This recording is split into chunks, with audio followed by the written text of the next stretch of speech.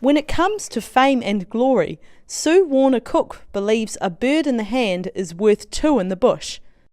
I'm Rosel Labone, here with 32-year-old cockatoo Opal.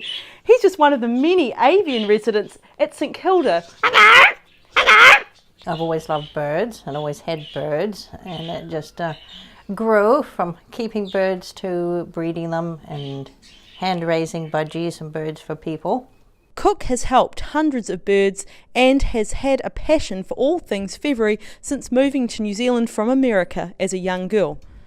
She cares for injured and distressed birds around the clock, nursing them back to health with her son Sean from their St Kilda home, which is currently shared with blackbirds, roosters, parakeets, ducks and of course cockatoos.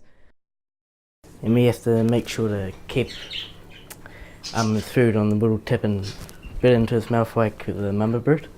Yeah, That's brilliant. You get quite connected to them. Cook's bird whispering abilities have become widely known, and she gets calls for help from all over the region whenever there's a bird in distress. There was a notice on Facebook that there was a mother duck and her ducklings crossing the road on the Green Island motorway. A lady went through there 20 minutes later, and there was a mum duck with 4 ducklings.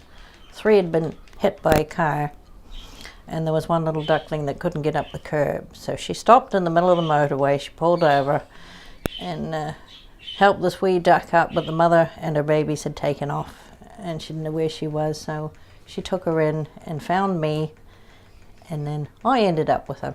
She knows just how to care for God's smallest creatures. These ducklings were a recent rescue, and she has another 2 on the way from the SPCA who frequently request her services. Most of the birds she helps end up being reintroduced into the wild. This fledgling blackbird is back in the pink and will be released over the Botanic Gardens on Wednesday. Rosel Labone, The South Today.